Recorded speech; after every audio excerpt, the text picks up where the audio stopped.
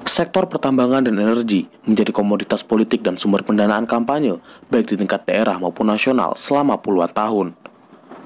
Mahalnya logistik dalam gelanggang pemilu menjadi alasan utama mengapa keterlibatan oligark tak pernah bisa diredam.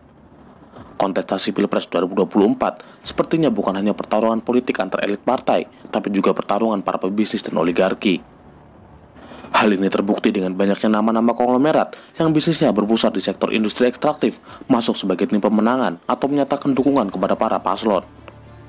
Tak tanggung-tanggung, ketiga pasangan capres di pemilu kali ini semuanya punya keterkaitan dengan oligarki tambang dan energi. Lantas, siapa saja mereka? Anies Baswedan dan Muhaimin Iskandar maju sebagai pasangan capres-cawapres diusung dan didukung penuh oleh Partai Nasdem, PKS, PKB, dan Partai Umat. Menurut laporan jaringan advokasi tambang, paslon ini setidaknya terafiliasi dengan para konglomerat tambang, khususnya batu bara dan nikel, yang masuk dalam tim pemenangan maupun pendukung. Mereka adalah Surya Paloh, Ahmad Ali, Yusuf Kala, Fahru Rozi, Jan Dermadi, Rahmat Gobel, dan Susno Duaji.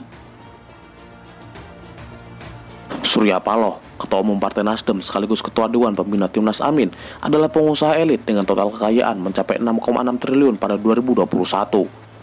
Surya Paloh menjadi salah satu raja media di Indonesia melalui Bendera Media Group yang menaungi Metro TV hingga Media Indonesia. Selain konglomerasi media, bisnisnya melebar ke sektor industri makanan dan catering, properti, perhotelan, hingga pertambangan. Pada sektor tambang, bisnis Surya Paloh tercatat melalui anak usaha PT Media Jaya Bersama bernama PT Mifa Bersaudara dan PT Bara Energi Lestari yang memiliki konsesi tambang batu bara seluas 4.600 hektar di Nagan Raya dan Aceh Barat. Pada 2022, masyarakat di 5 desa di Nagan Raya Aceh mendemo PT Bara Energi Lestari karena dinilai tidak berkontribusi terhadap kesejahteraan masyarakat di sekitar lokasi tambang. Sedangkan PT Mifa Bersaudara dituding menumpahkan batu bara yang mencemari laut dan merugikan nelayan. Melalui PT Surya Jaya Capital, Surya Paloh dan anaknya, Prananda Paloh, tercatat memiliki saham di PT Media Mining Resources. Media Mining Resources juga diketahui memiliki 20% saham di PT Emas Mineral Murni yang memiliki konsesi pertambangan emas di Aceh seluas 10.000 hektar. Masalahnya, keberadaan perusahaan tambang ini mendapat penolakan dan kritik dari berbagai elemen masyarakat di Nagan Raya dan Aceh Tengah karena dikhawatirkan merusak lingkungan dan memicu bencana ekologis. Belum lagi, area konsesi perusahaan ini masuk ke dalam kawasan ekosistem Leuser, wilayah konservasi alam yang telah ditetapkan UNESCO sebagai warisan dunia sejak 2004. Sejumlah gugatan yang dilayangkan aktivis lingkungan dan masyarakat berujung pada pencabutan izin oleh Mahkamah Agung pada 2020. Bisnis Surya Paloh yang lain ada di sektor pertambangan minyak dan gas melalui PT Surya Energi Raya yang beroperasi di Blora dan Bojonegoro. Yusuf Kala bukan nama yang asing dalam dunia politik Indonesia. Wakil Presiden di era SBY dan Jokowi ini kini mematapkan dukungan kepada Anies Muhaimin pada Pilpres 2024 mendatang. Tak hanya dikenal sebagai politisi, Yusuf Kala juga dikenal sebagai konglomerat di kawasan timur Indonesia. Melalui Bendera Kala Group, bisnisnya menggurita dari otomotif, properti, konstruksi, manufaktur, hingga tambang dan energi. Keluarga Kala memiliki perusahaan multinasional bernama PT Bukaka Teknik Utama. Beberapa anak usaha perusahaan ini membangun dan mengoperasikan 2 pembangkit listrik tenaga air di Sulawesi Tengah dan Sulawesi Selatan. Pada 2022, PT Bukaka Teknik Utama diperiksa Kejaksaan Agung terkait dugaan korupsi pengadaan tower transmisi PLN tahun 2016. Setahun setelahnya, Direktur Operasional PT Bukaka Teknik Utama, Sofia Balfas, ditetapkan sebagai tersangka dalam dugaan kasus korupsi proyek tol Jakarta Cikampek 2 atau yang dikenal dengan tol MBZ. Yusuf Kala juga merambah ke bisnis pengolahan mineral. Di Sulawesi Selatan, dirinya membangun smelter nikel melalui PT Bumi Mineral Sulawesi. Perusahaan yang berdiri sejak tahun 2014 ini sepenuhnya dimiliki dan dikelola oleh keluarga Yusuf Kala. Perusahaan ini juga akan masuk dalam industri baterai dan akan membangun smelter bekerja sama dengan perusahaan asal Korea Selatan, Pohang Iron and Steel Company. Selain itu, melalui PT Bukaka Mandiri Sejahtera, Yusuf Kala memiliki unit usaha yaitu PT Mitra Karya Agung Lestari, perusahaan tambang nikel dengan konsesi seluas 743 hektar di Morowali, Sulawesi Tengah. Susno Duaji adalah mantan Kabariskim Polri yang kemudian dipenjara selama 3,5 tahun akibat kasus korupsi pemotongan dana pengamanan Pilkada Jabar 2008 yang merugikan negara sebesar 8,1 miliar. Dirinya juga terjerat kasus suap sengketa bisnis PT Salma Arwana Lestari. Setelah pensiun dari Polri, Susno terjun ke politik, menjadi tim hukum Amin, dan juga menggeluti bisnis tambang. Susno tercatat sebagai pemilik PT Citra Bara Raya dan PT Dirar Dwaga Energi, dua perusahaan batu bara yang memiliki konsesi seluas 1.800 hektar di Lahat, Sumatera Selatan. Fahrul Razi adalah purnawirawan TNI yang pernah menjabat sebagai komisaris utama di PT Aneka Tambang sebelum akhirnya mengundurkan diri setelah ditunjuk Jokowi sebagai Menteri Agama pada 2019. Selain itu, Fahrul Razi juga tercatat pernah menjabat sebagai komisaris di PT Toba Sejahtera, perusahaan milik Luhut Binsar Panjaitan. Saat ini, dirinya menjabat sebagai komisaris di PT Mas Arya Tunggal Abadi, perusahaan tambang pasir kuarsa dengan konsesi seluas 5 hektar di Lebak, Banten. Perusahaan Fahrul Razi ini pun tak luput dari permasalahan. Kepolisian Polda Banten menyebut PT Mas Arya Tunggal Abadi merupakan salah satu tambang pasir yang diduga tidak memiliki dokumen perizinan. Selanjutnya ada Yan Darmadi, politisi Nasdem, pengusaha properti, dan pernah menjabat sebagai Dewan Pertimbangan Presiden di pemerintahan Jokowi. Pendiri PT Jakarta Setiabudi Internasional yang saat ini didapuk menjadi Dewan Pembina Timnas Amin, dulunya dikenal sebagai salah satu bos judi dan pengusaha kasino di era 1970-an, saat perjudian masih legal di Jakarta di bawah kepemimpinan Gubernur Ali Sadikin. Darmadi juga tercatat sebagai salah satu pemegang saham sekaligus komisaris utama di Kodel Group, perusahaan yang bergerak di sektor perbankan, perhotelan, hingga perminyakan. Ahmad Ali adalah Wakil Ketua Umum Nasdem, anggota DPR, sekaligus pelatih kepala Timnas Amin. Sebelum politiknya gemilang, Ahmad Ali pernah terlibat penyalahgunaan narkoba pada 2003 dan menjalani hukuman selama 6 bulan penjara. Tak hanya berpolitik, Ahmad Ali juga mendulang nikel melalui anak-anak dan saudaranya. Kedua anak Ahmad Ali, yaitu Muhammad Anugrah Pratama dan Muhammad Fahri Fadur Rahman, menjabat sebagai komisaris dan direktur di PT Geraha Mining Utama yang mengantongi izin pertambangan nikel dengan konsesi seluas 624 hektar di Morowali, Sulawesi Tengah. Perusahaan ini pernah dituding memiliki cap palsu dalam dokumen izin yang terbit pada 2008. Perusahaan yang memiliki konsesi tambang nikel seluas 3.300 hektar di Kabupaten Morowali bernama PT Otiaya Abadi juga terafiliasi dengan Ahmad Ali. Ahmad Ali pernah menjabat sebagai direktur utama, kemudian dilanjutkan oleh saudara dari istri Ahmad Ali, Tauhid Lawira, yang menjadi komisaris utama perusahaan. Pada 2021, PT Otiaya Abadi diberitakan atas dugaan aktivitas penambangan yang melanggar aturan, namun tidak mendapat perhatian dari pemerintah setempat. Terakhir, ada Rahmat Gobel, Wakil Ketua DPR yang memegang posisi sebagai anggota Dewan Pertimbangan Timnas Amin. Gobel menjalankan bisnis di bawah bendera Gobel Group yang menaungi PT Panasonic Manufacturing Indonesia dan PT Panasonic Global Energy Indonesia yang memproduksi alat elektronik hingga baterai litium.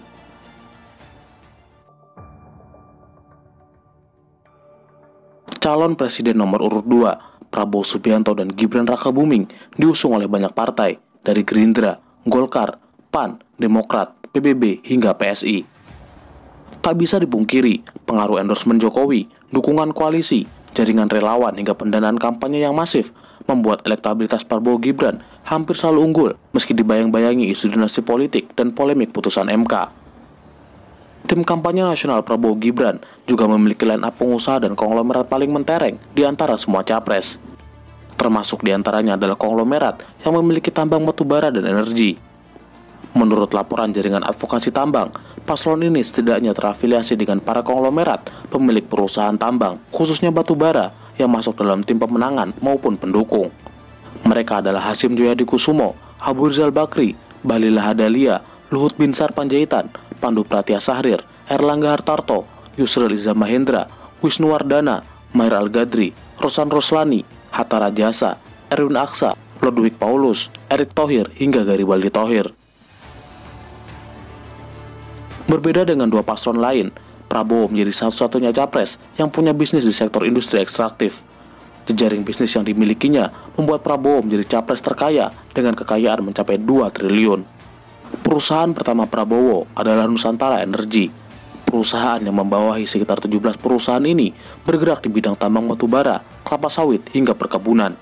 Sahamnya dimiliki oleh Prabowo dan dikendalikan oleh anak dan kolega-koleganya yang kemudian bergabung ke dalam tim kampanye nasional.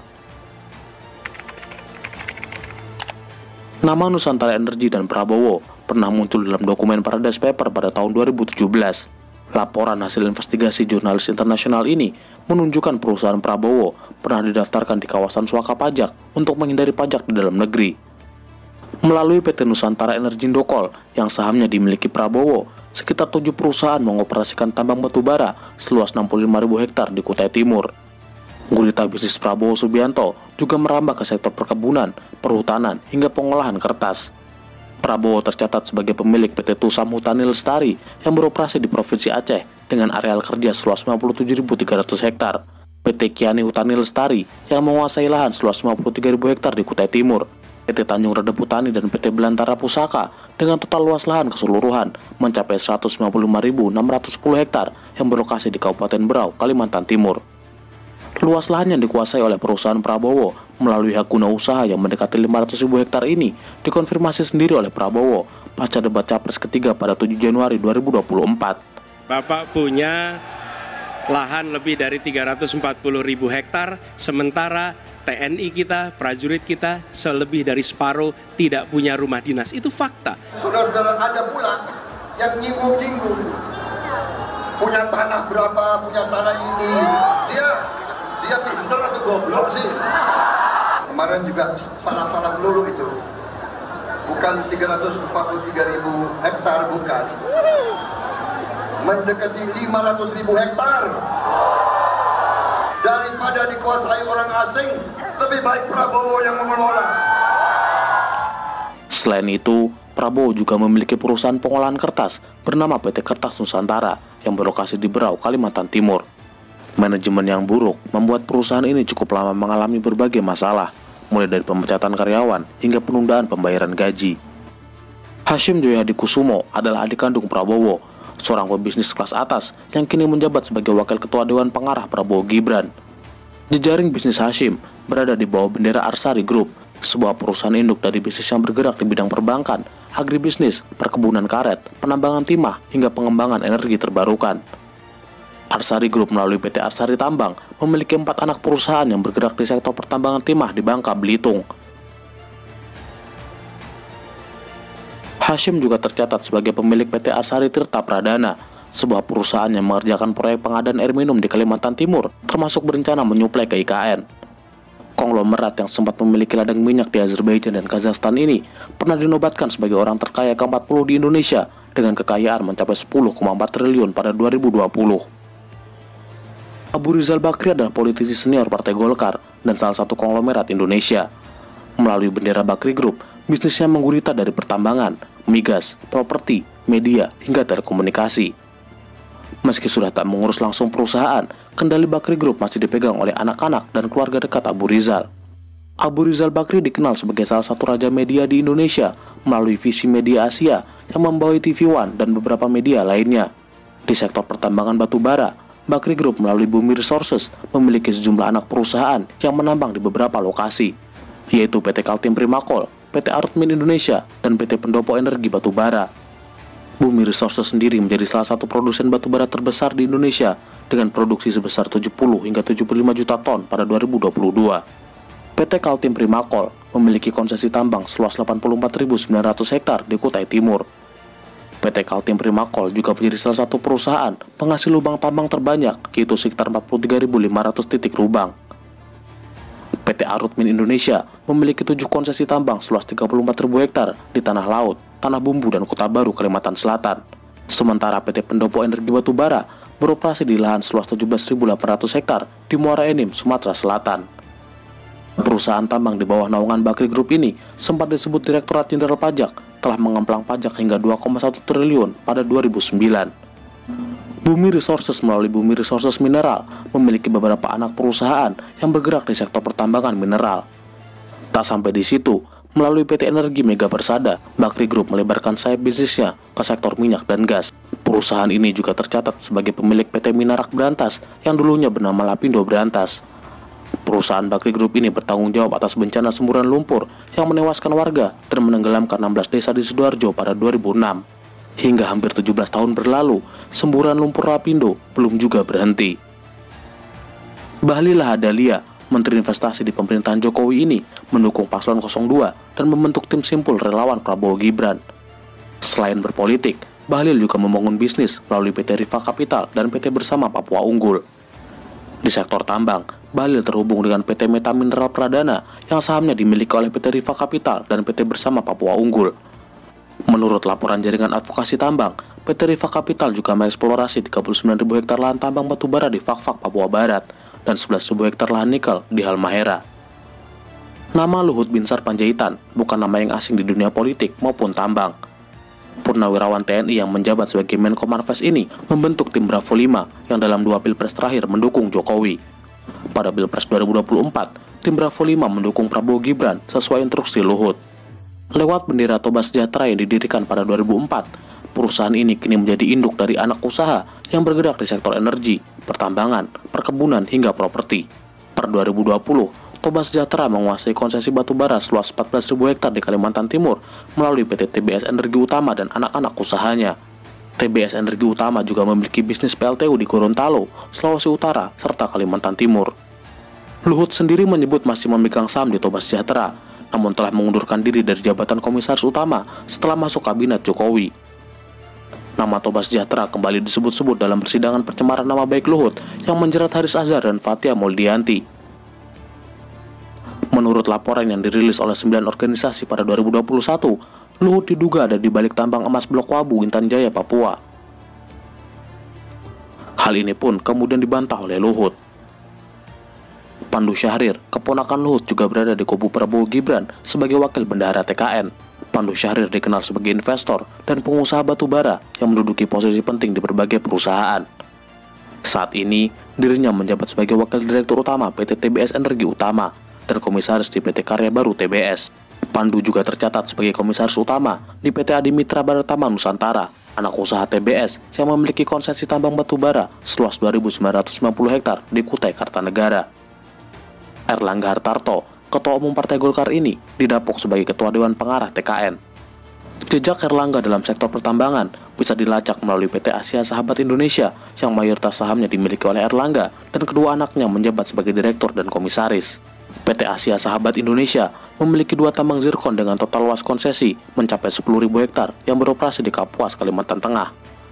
Bisnis keluarga Erlangga juga terafiliasi ke PT Bara Hanyu Kapuas dan PT Kapuas Bara Utama, 2 perusahaan tambang batubara yang beroperasi di Kapuas, Kalimantan Tengah.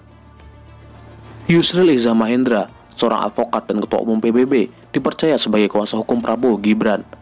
Di samping menjadi politisi, Yusril juga menjabat sebagai komisaris utama PT Indo Bara Nusantara Jaya yang 2 anak usahanya, PT Marwan Putra dan PT Bara Bumi Kertanegara, menambang batubara di Kutai Kartanegara, Kalimantan Timur. Wakil Ketua TKN Prabowo Gibran, Wisnuwardana, yang pernah menjabat sebagai CEO PT Indika Energy, memiliki perusahaan pengolahan kelapa sawit bernama PT Teladan Prima Argo yang beroperasi di beberapa wilayah di Kalimantan Timur. Mahir Al-Gadri, anggota penasihat TKN, dikenal sebagai konglomerat sejak masa Orde Baru lewat perusahaan Kodel Group yang bergerak di sektor agrobisnis, perdagangan, perbankan, perminyakan, industri, investasi, dan perhotelan. Nama Mahir Al-Gadri pernah muncul dalam laporan Paradise Paper. Mahir bersama Mami Soeharto disebut sebagai pimpinan dan pemilik perusahaan Spike South Sumatra yang didaftarkan di wilayah Swaka Pajak. Rosan Roslani, mantan Wakil Menteri BUMN dan Ketua Kadin periode 2015-2020, didapuk Prabowo Gibran sebagai Ketua Umum Tim Kampanye Nasional. Rosan pernah menjabat di posisi penting perusahaan milik keluarga Bakri. Rosan pernah menjadi Presiden Komisaris di Bumi Resources.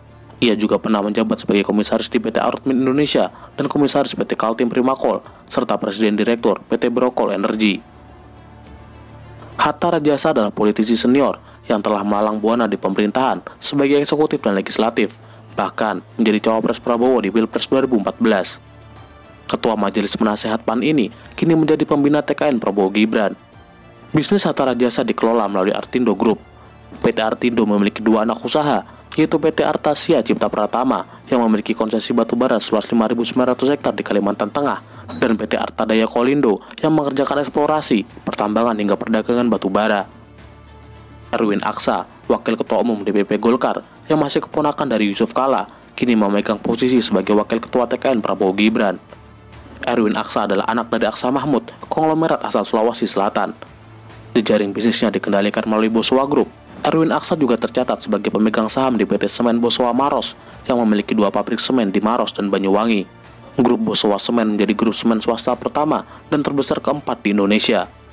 Perusahaan lain yang bernaung di bawah Bosowa antara lain PT Bosowa Mining, perusahaan tambang nikel yang memiliki konsesi 1.500 hektar di Konawe Utara. Di sektor batubara, ada PT Madani Citra Mandiri dengan konsesi seluas 5.000 hektar di Kabupaten Kutai Kartanegara. Ludwig Paulus, Wakil Ketua Koordinator Strategis Prabowo Gibran, adalah purnawirawan TNI yang menjabat sebagai Sekjen DPP Partai Golkar sekaligus Wakil Ketua DPR 2019-2024. Dalam bisnis pertambangan, Ludwig tercatat sebagai Komisaris PT Puncak Emas Tani Sejahtera, perusahaan tambang emas dengan luas konsesi 100 hektar di Gorontalo. Pada Pilpres 2024, Menteri BUMN Erick Thohir dengan tegas menyatakan dukungannya ke paslon 02 meski tak masuk dalam struktur TKN. Erick Thohir termasuk bos media melalui bendera Mahaka yang menaungi Republika, Jak TV dan beberapa stasiun radio.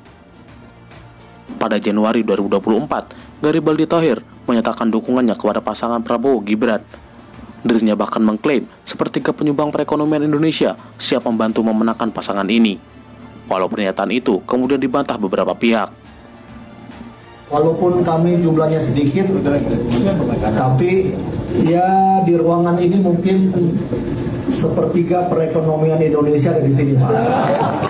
Jadi kalau mereka ada Victor tadi, you name it, Pak. Dari mulai Jarum Group, Sampurna Group, Adaro Group, siapa lagi? Pokoknya grup-grup semua, Pak. Izin Bapak, terima kasih atas kehadirannya yang luar biasa. Ini membuat semangat kita, Pak. Untuk tadi ya sekali putaran. Baru saya paham sekarang kenapa saya 2 kali kalah Pilpres. Karena dulu saya nggak diundang ke sini. Garibaldi Thohir atau Boy Thohir adalah nama yang sangat terkenal di dunia usaha. Kakak Erick Thohir ini masuk sebagai orang terkaya ke-17 Indonesia pada 2023 dengan kekayaan mencapai 51 triliun. Sumber kekayaan terbesar Boy Thohir berasal dari PT Adaro Energi. Pada tahun 2022, Adaro Energi memproduksi sebanyak 63 juta ton batubara dan menjadikannya sebagai produsen batubara terbesar nomor 2 di Indonesia. Anak usaha Adaro Energi seperti PT Adaro Indonesia, PT Mustika Indah Permai, dan PT Adaro Energi Mineral beroperasi di beberapa wilayah Indonesia untuk mengeruk batubara. PT Adaro Indonesia melakukan kegiatan penambangan di area konsesi seluas 35.500 hektar di Tabalong dan Balangan, Kalimantan Selatan. PT Mustika Indah Permai memiliki izin konsesi batubara seluas 2.000 hektar di Kabupaten Lahat, Sumatera Selatan. Sementara PT Adaro Energi Mineral memiliki 5 konsesi tambang seluas 156.000 hektar di Kalimantan Tengah dan Kalimantan Timur. Kedatangan Gibran di Batu Licin untuk menghadiri acara Jalan Sehat Batu Licin Festival yang dilaksanakan oleh PT John Lynn Group sepertinya juga mengindikasikan dukungan konglomerat Kalimantan Selatan kepada pasangan 02. Tak sendiri, Gibran ditemani istri, Menteri Pertanian Amran Sulaiman, dan Wakil Ketua Tim Kampanye Nasional Grace Natali. Seperti diketahui, Andi Syamsuddin Arsyad alias Haji Isam punya relasi yang baik dengan ayah Gibran. Nama Haji Isam juga sempat masuk sebagai wakil bendahara kampanye tim Jokowi Amin pada 2019. Haji Isam sendiri adalah pengusaha kelas kakap asal Batu Licin yang memiliki perusahaan raksasa bernama PT John Lynn Group yang menaungi sekitar 60 anak perusahaan yang bergerak di sektor transportasi, batubara, hingga kelapa sawit. Walau tak lagi terjun ke politik, nama Haji Isam tetap punya pengaruh kuat dalam kancah perpolitikan daerah maupun nasional. Pada Pilpres 2024, mantan Gubernur Jawa Tengah, Ganjar Pranowo, resmi berduet dengan Mahfud MD, Menko Polhukam di Kabinet Jokowi. Mereka diusung 4 partai besar, yaitu PDIP, P3, Perindo, dan Hanura. Di kubu Ganjar Mahfud, para pengusaha dan konglomerat juga berada di barisan tim sukses dan pendukung. Menurut laporan jaringan advokasi tambang, setidaknya beberapa nama petinggi partai koalisi hingga tim pemenangan nasional terafiliasi dengan perusahaan tambang, khususnya batubara. Mereka adalah Haritano Sudibyo, Osman Sabtaodang, Heru Dewanto, Sandiaga Uno, Arsyad Rashid, dan Oreas Petrus Modak. Ketua Tim Pemenangan Nasional dipegang oleh Arsyad Rashid, seorang pengusaha sekaligus Ketua Kadin 2021-2026. Arsyad diketahui memegang posisi penting di beberapa perusahaan, seperti Direktur Utama PT Indika Energi, Presiden Komisaris Tripatra Engineering, Komisaris PT Indika Infrastruktur Investindo, hingga PT Indika Multi Property. Indika Energi sendiri adalah induk perusahaan yang bergerak di sektor perdagangan, konstruksi, transportasi, hingga pertambangan. Grup Indika dikendalikan oleh dua keluarga konglomerat, yaitu Agus Lasmono melalui PT Indika Inti Investindo dan Wiwowo Basuki Cokronegoro melalui PT Teladan Resources. Indika Energi lewat anak usahanya, PT Kideko Agung, menambang batubara di Kalimantan Timur dengan konsesi seluas 50.921 hektar. Ada juga PT Multi Tambang Jaya Utama yang menambang batubara di lahan seluas 24.900 hektar di Kalimantan Tengah. Indika Energi mampu memproduksi batubara hingga lebih dari 30 juta ton per tahun dan menjadikannya sebagai salah satu perusahaan tambang batubara terbesar di Indonesia. Selain batubara, Indika Energi juga memiliki kontrak karya untuk proyek tambang emas di Sulawesi Selatan seluas 14.350 hektar melalui Nusantara Resources. Di luar itu, Indika Energi juga bergerak di bidang konstruksi minyak dan gas hingga pembangkit listrik. Bahwa saya dan saudara Sandiaga Salahuddin Uno mendeklarasikan kemenangan sebagai presiden dan wakil presiden. Sandiaga Uno, Menteri Pariwisata dan Ekonomi Kreatif, yang sebelumnya berpasangan dengan Prabowo Subianto di Pilpres 2019, kini didapuk sebagai Ketua Dewan Pakar TPN. Sandiaga Uno menjadi menteri terkaya di Kabinet Jokowi dengan aset mencapai 10,62 triliun. Sumber kekayaannya berasal dari perusahaan investasi yang ia dirikan, bernama PT Saratoga Investama Sedaya. Saratoga kemudian berinvestasi di Adaro Energi, perusahaan tambang batubara yang beroperasi di lahan seluas lebih dari 180.000 hektar di Kalimantan Timur, Kalimantan Selatan, dan Sumatera Selatan.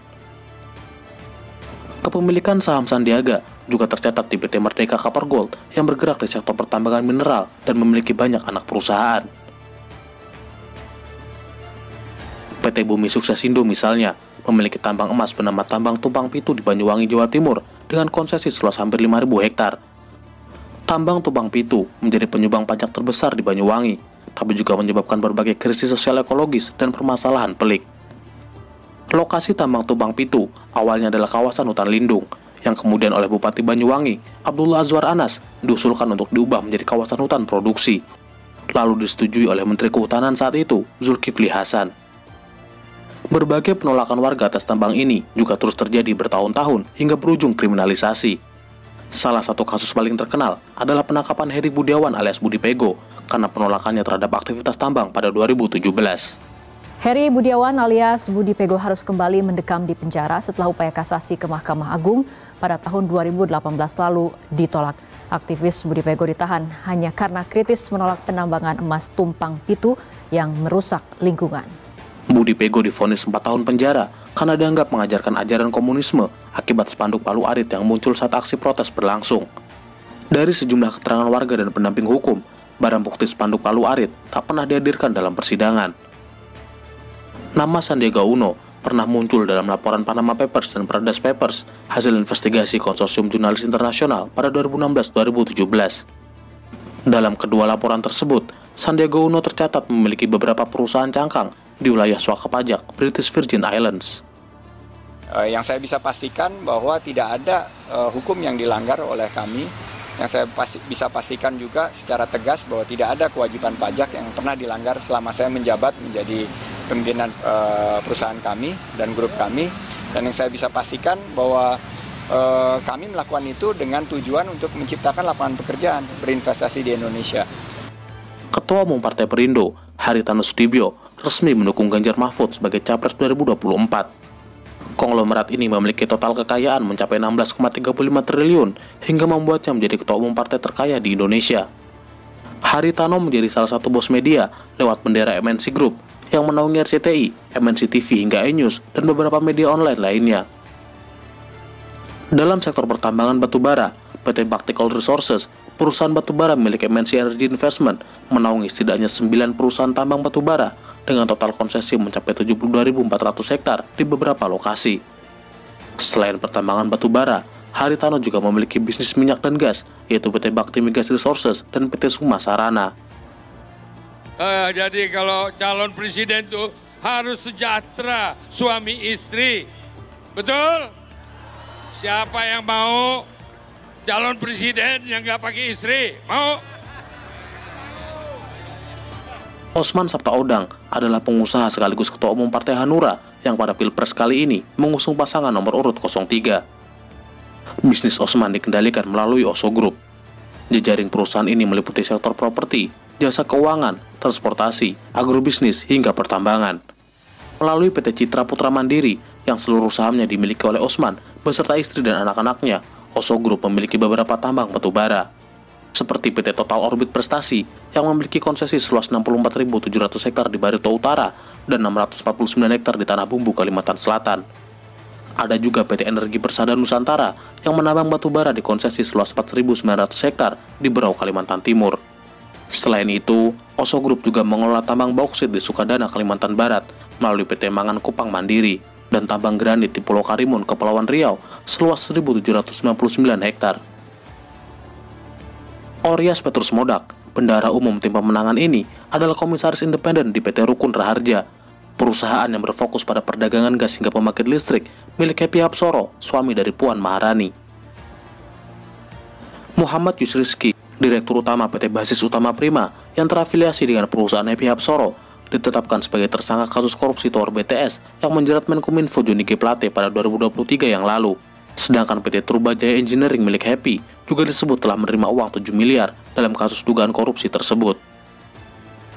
Orias juga pernah menjabat sebagai Direktur Keuangan PT Bukit Asam, Wakil Direktur Utama PT Freeport Indonesia, serta Direktur Utama PT Inalum. Heru Dewanto adalah Sekretaris Eksekutif di kubu Ganjar Mahfud. Heru menjabat sebagai Direktur Utama PT Tera Altilium Berdaya yang terafiliasi dengan Altilium Group, sebuah perusahaan yang berfokus pada pasokan nikel untuk menggerakkan produksi massal baterai kendaraan listrik. Heru Dewanto juga pernah memegang posisi strategis di sejumlah anak perusahaan PT Indika Energy. Selama menjabat sebagai Direktur Utama PT Cirebon Power, Heru pernah dicekal KPK untuk tidak berpergian ke luar negeri terkait kasus dugaan korupsi perizinan proyek PLTU Cirebon II yang menjerat mantan Bupati Cirebon, Sunjaya Purwadisastra.